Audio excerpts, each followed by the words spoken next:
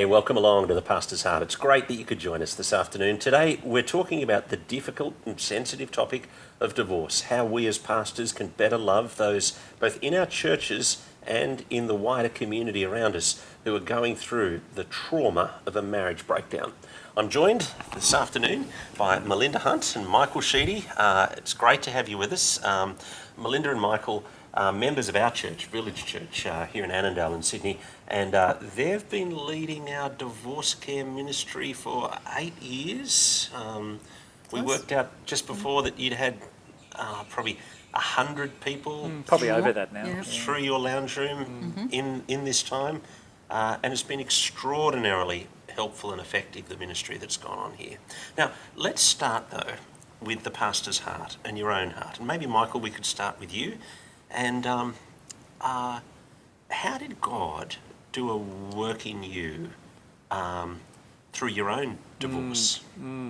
Well, it was never, Dominic, my plan that I was going to have a separation and divorce. That was never the plan for me. You know, to me, marriage is a lifelong commitment to God and your person that you're marrying. But it didn't turn out that way. And just in the haze and the shock and the grief of the moment, really all I could rely upon and fall back on was God's word, just by faith. And, you know, I thought particularly of Romans 8:28 at the time, that God works for the good of those who love him.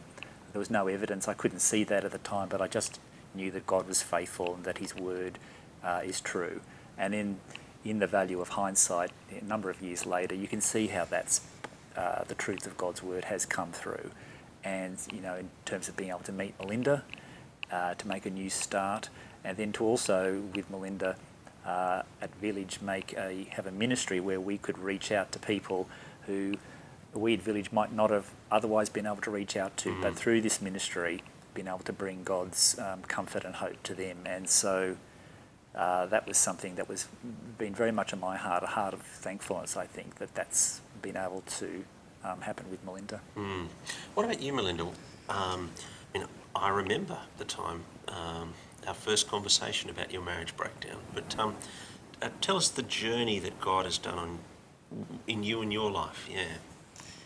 I think certainly you never anticipate sort of how a marriage will progress, and it is, as Mike said, it's a great shock, you know, to suddenly find yourself on your own with your kids some of the time. And I think looking back now, what I can say is that and it's an odd thing to say, but I'm actually extremely grateful. I think I was, in a way, broken apart and put back together into something that was new and stronger and closer to God, a better wife, and really, as Mike said, just really well placed to be able to minister to people who are suffering through separation and divorce. So I actually feel gratitude. Now, we're going to have a range of different people listening to us, watching us at this point. I'm thinking of some people will be watching us who maybe their marriage has just broken down, although our primary audience is pastors who are thinking about how can I care better for the person going through divorce. Now, we've thrown you in the situation many, many, many times where somebody's emailed divorcecare@villagechurch.sydney and I've said, can you have a coffee with this person? Can you, Mike, have a coffee with this person? How do you do that first conversation with the person where the marriage has just broken down? What are some of the issues that come up? What's going on for people? Oh, look, I think shock. People are often really deeply hurt and confused, and I try to listen as much as I can. I try to sort of really understand their journey. I also try to hear the degree to which they can speak about their own role, because, you know, in all of life's problems, it's very easy to blame somebody else. It's a lot harder to actually recognise that you might have made mistakes as well, and to acknowledge those. So I try really hard to listen, and, you know, every story is different in the same way that every marriage is different. So every divorce is different, and I try sort of not to generalise or jump to conclusions, but just really to listen and to hear. Michael? So besides what Melinda said, when we talk to people, everyone has got their own situation. Everybody's situation is to a certain extent unique. But people are often talking to us to find out about what is this divorce care and is it applicable to them. And one of the things I say is I can be very confident, I'll say to them, based on the experiences of all the people who have come through the group before you, I can be very confident that through participating in the course, you will have more a sense of hope. And by the end of the course, you will be somewhere further down the track towards recovery and feeling like a whole person, because often people feel that they're not whole. They're feeling judged by others. They're feeling diminished. And so I can say to them quite confidently, whatever your situation is, I'm fairly confident that you will come through and it'll be a very positive thing for you, this group. And I don't think, Melinda, have we ever heard of somebody who's come to us at the end and said, I actually think that was a waste of my time? Not yet. No, not yet. At least not to our face.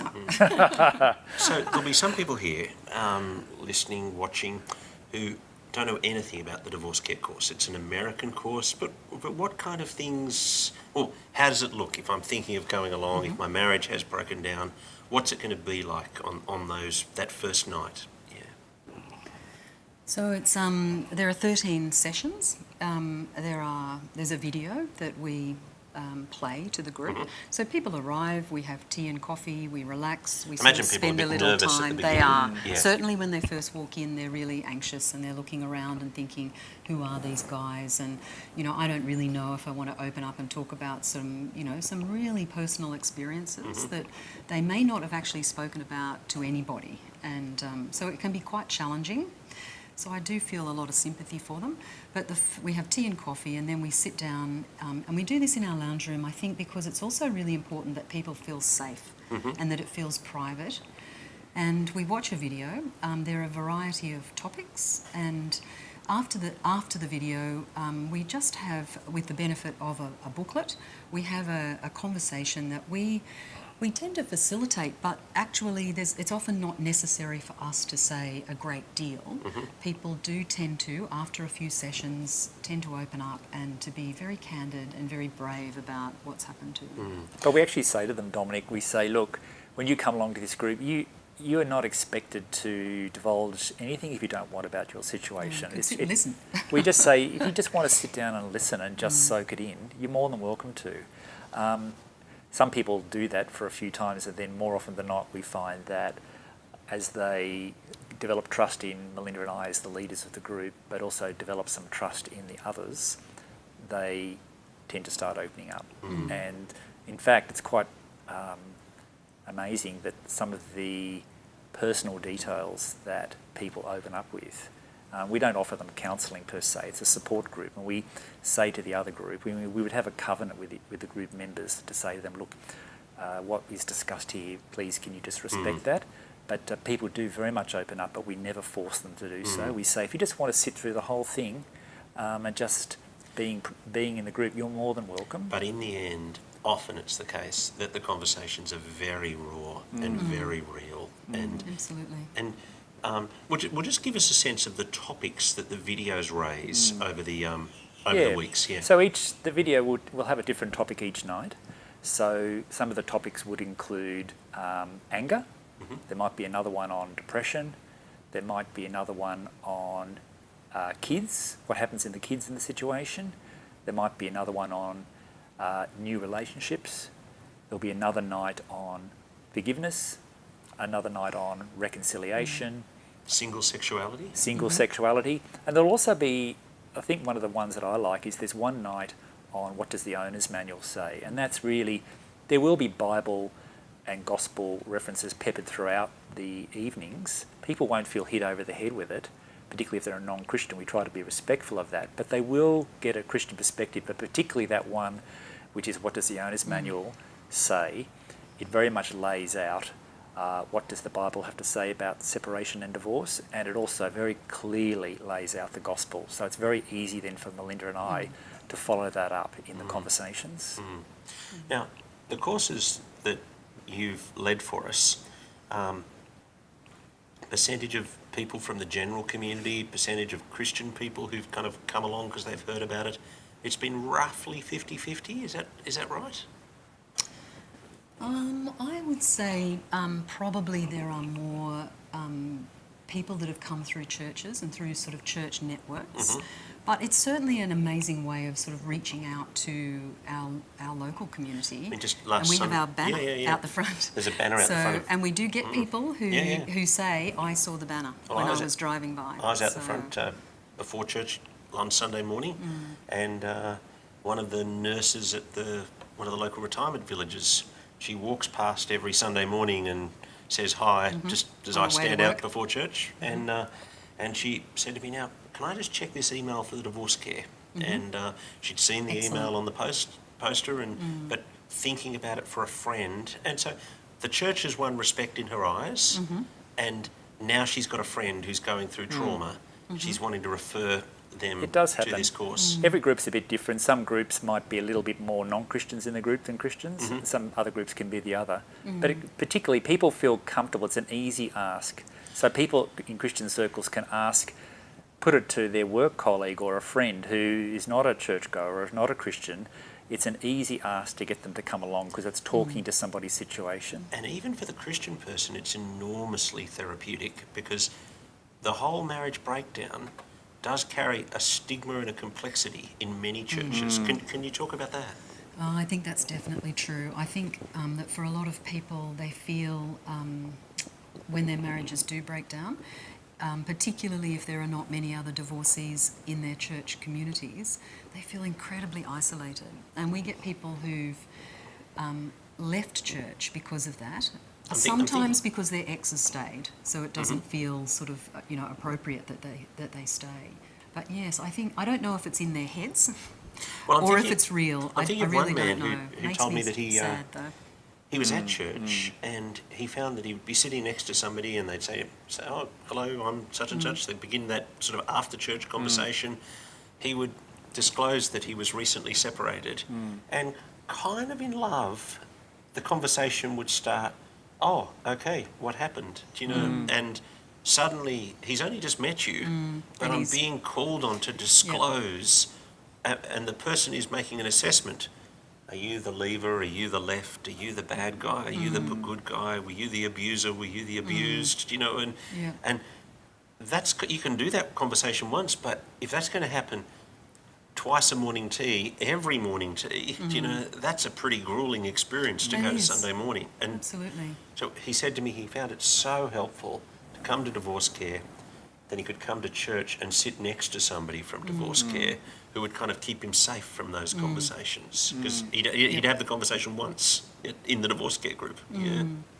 Yeah, look, I think, and it's really sad, to think about that, because for most people, I mean, there are of course a percentage of people who are relieved when a marriage ends, and we've had them. We've certainly had people say that, but for many people, they do not want to open up and to talk to strangers, and to sit in our lounge room with a group of people who are all very different but all have this one experience in common is really affirming.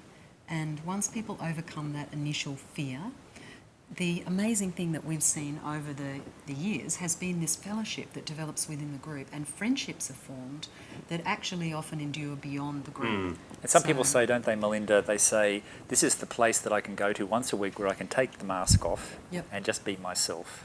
And it's good for us in our churches to make, we can make the assumption that people do feel diminished, and whether they put that onto themselves or whether it's because of something that somebody said to them, they feel diminished. And so it's good to be able to create an environment where they can feel full and whole. Well, yes.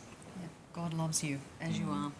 You're a said whole person. You said to me before, I'm just trying to work out, what are some of the... You said every divorce is different, just as every marriage is different, but there are some threads of commonality. And one of the ones you were telling me about is many of the people, in one way or another, they're still in love with their ex-spouse. Yes, I think... Some. Yeah, some. I think sometimes, there's unfaithfulness. There's frequently use of pornography, widespread. And I think that... Men and women? It's mainly men Mostly, we hear. Yeah. There's communication issues. Domestic violence. It could be physical or emotional or verbal, and that's not just domestic violence perpetrated on women, but it's not uncommon for men to be disclosing that to us, that they feel like they're a victim. We should say our experience at Village Church has been that we had to fill in a survey for our denomination on incidents of domestic violence, and our statistics were way higher than the average church.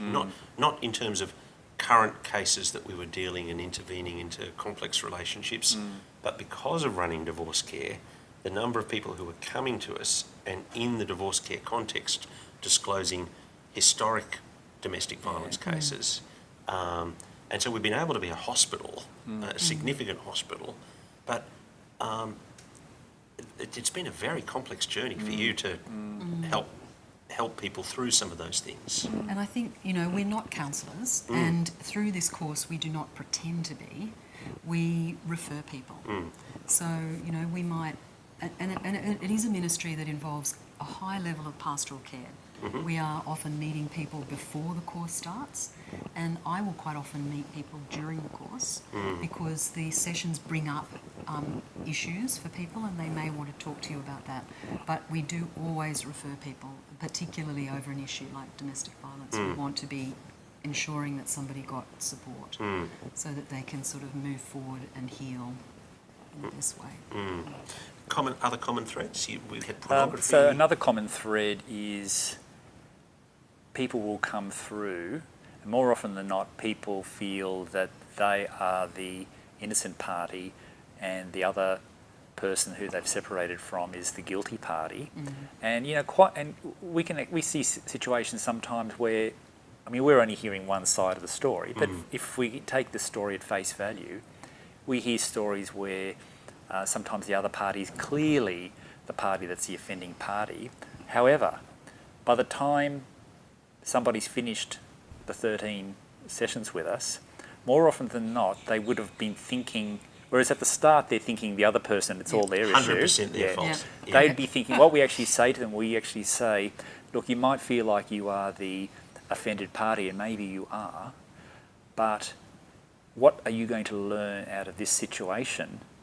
Did you have any contribution to it? And through the period of the 13 sessions, people often at the end say, well, look, yes, I was offended against, but there were some things that I could have done differently. And certainly, if I ever consider a relationship in the future, there are some things that I could learn. Whereas at the beginning of the course, they didn't think that, and they would be at risk of just taking the same behaviours into their next relationship and making the same mistakes if they made mistakes.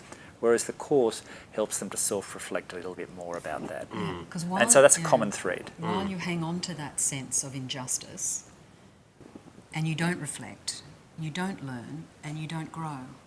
And I think, you can also fall into the trap of maintaining a sort of bitter mindset that means that you hold to yourself the right to judge, and you deny that from the best judge that we have, and that's God. So I think the other thing that the course does is it helps people to hand back to God those offences and to trust God with those. And I think that can be an enormously liberating experience. It allows people to grow and to let go of the past and to move forward a different person and a better person. Because people could be so bitter, particularly if the ex-partner's done something outrageous to them. People can be so bitter and they feel empowered by focusing all their bitterness and thoughts onto the other party, and yet that's actually, ironically, it's keeping themselves enslaved. And so we talk about that imagery of you keeping yourself in jail if you're just putting all your energy towards focusing the bitterness on the other and focusing on your rightness. You think that you're the jailer, but you're the actual one in jail. And we get people to say, hand that over to God, and don't go down the path of bitterness. Go down the path of, hand it over to God. God's the just judge.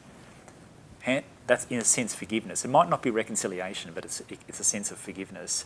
And then people then are much more able to deal with themselves and actually move forward and learn new things that in future relationships they can perhaps avoid maybe some of the mistakes that they had in the past. Let me try out a thought that I can't remember whether I've heard you say it or others who've been through the course.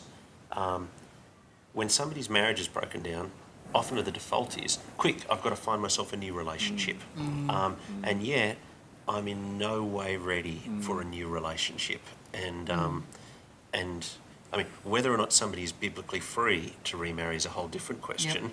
But just putting that question aside for a minute, how do you help people slow down on those issues and rebuild life?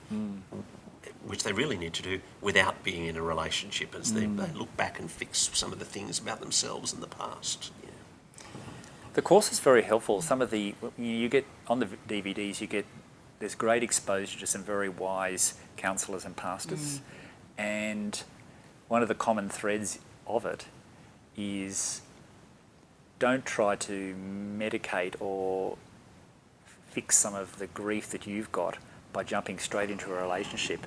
Actually, the relationship that you should be focusing on is your relationship with God and His Son, empowered by His Spirit. You should be.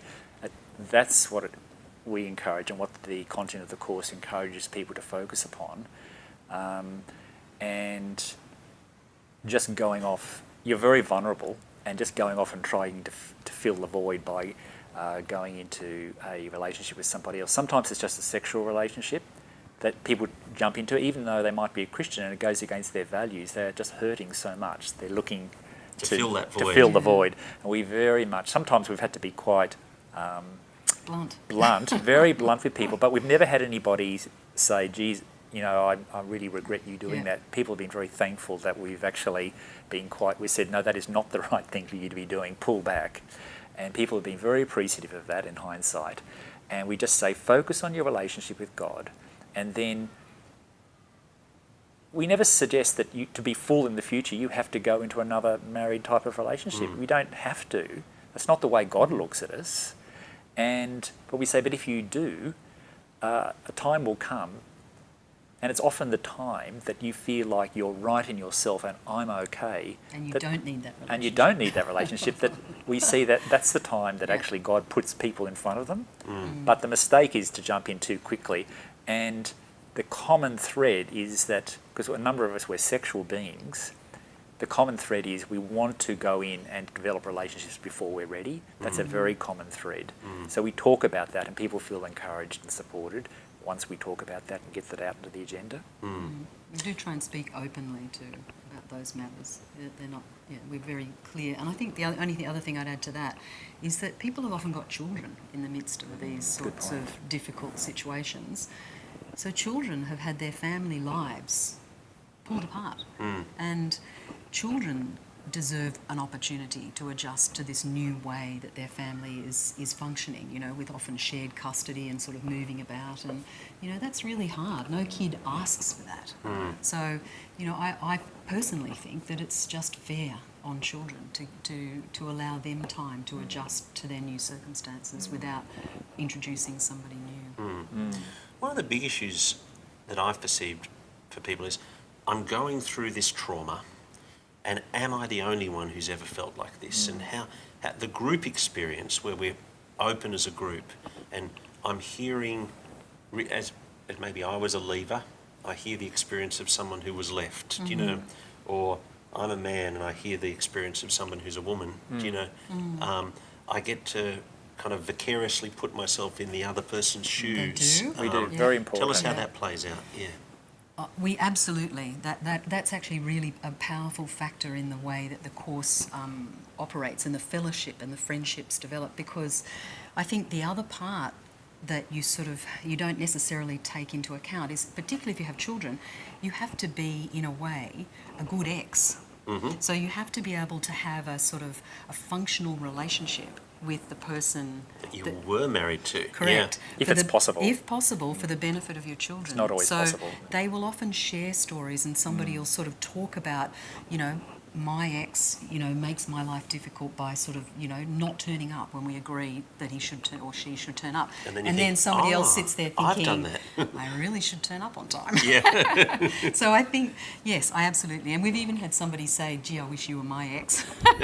Because, you know, people are often, as Christians, they're often trying really hard under very difficult circumstances to be godly in the wake of the breakup of a marriage. And it's very hard. But isn't it interesting, Melinda, like we've had people, like I remember we had a mature man who was a very mature Christian, and he had felt that he'd been emotionally abused by his ex, and they were now separated and divorced. And he felt so, I don't know if traumatised is the right word, but he felt so affected that he couldn't trust women. He couldn't trust women. He felt that all women were against him because his ex was against him. Now, if he probably thought about that logically, he wouldn't have, but that's how he felt. Being in the group, he opened up, he could actually see, no, these women seem to be trustworthy, and that was one of his healings. I think so, because for a lot of people it's within churches and even within workplaces and friendships, it can be very difficult to talk about what's happened. You know, people will often keep things a secret out of shame, you know, sometimes for years. And, you know, that's really, I find that really sad. You know, I want to think of people being part of sort of social networks that are trustworthy and are loving. And I think that's where that sort of divorce care dynamic, you know, is, as much as we can manage it, is a loving and trustworthy network to really sort of care and support people through a really difficult phase. Now, what about the steps from divorce care to Sunday church? Because we at Village Church have seen quite a few people over time. It's certainly not been everyone who's done the course, but quite a few people they've come to the course for healing.